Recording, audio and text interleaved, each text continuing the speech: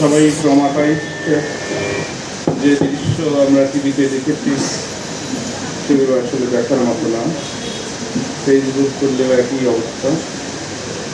ফলে যারা হারিয়ে গেছে এই বিপদের মধ্যে দিয়ে তাদের জন্য দোয়া করা ছাড়া তো আসলে আমাদের আর কিছু করার নেই। সেজন্য এই দোয়ার আয়োজন যারা করেছেন তাদের প্রতি কৃতজ্ঞতা প্রকাশ করছে এবং একটা মহৎ উদ্যোগ। এরকম প্রোগ্রাম আমার মনে হয় আইনজীবী সমিতি সাধারণত করার সুযোগ কমই হয়। আমি অনেক ব্যস্ততার মধ্যে এসেছি, তাড়াহুড়া করছি যাতে করে তাড়াতাড়ি শেষ করে অন্য একটা জায়গায় যেতে পারি। সেজন্য বক্তৃতা নয়, যারা চলে গেছে দুনিয়া থেকে তারা তাদের মাতৃজাতির জন্য আমরা দোয়া করব।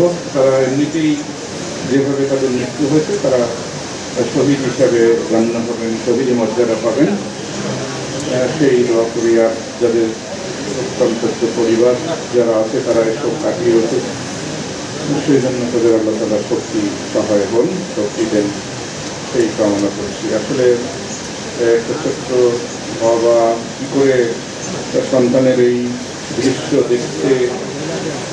দেখে এখনো দুনিয়ায় বেঁচে আছে। আমার বসুন্ধরা টিস্যু অশুদ্ধতার বিরুদ্ধে এক বিন্দুও ছাড় নয়, বোধগম্য নয়, কারণ আমরা দেখেই ঠিক থাকতে পারিনি এবং আমি এগুলো দেখি না বা দেখতেও পারি না।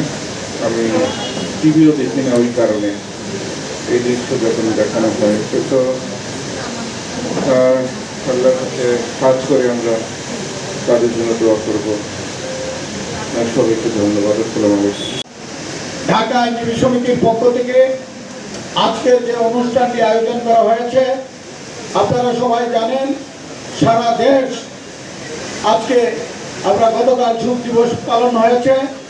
সারা দেশ এখনো প্রতিদিনই কোনো না কোনো বাচ্চার বা লোকের মৃত্যুর সংবাদ পাচ্ছি। গতকালকেও 8-9 জনের সংবাদ পাওয়া গেছে। আজকে এখনো পুরা জিনিসটা আমরা হয়তো জানি না আরও কয়জন মৃত্যু, যারা মৃত্যুর শয্যায় এমন নাকি আছে 100-এরও অনেক উপরে। কাজেই আমরা দোয়া করি আজকে মহানগর জসিমের প্রতি আমরা কৃতজ্ঞ। অন্যান্য জসিমের এবং হযরত আলী সাহেব সহ আরো অনেক নেতৃবৃন্দ, আমার কমিটির বর্তমান কমিটির সিনিয়র ভাইস প্রেসিডেন্ট, ট্রেজারার, প্রচার অফিস সহ সকলেই, আর সবচেয়ে সিনিয়র এজিএস আরো অনেকেই উপস্থিত হয়েছেন।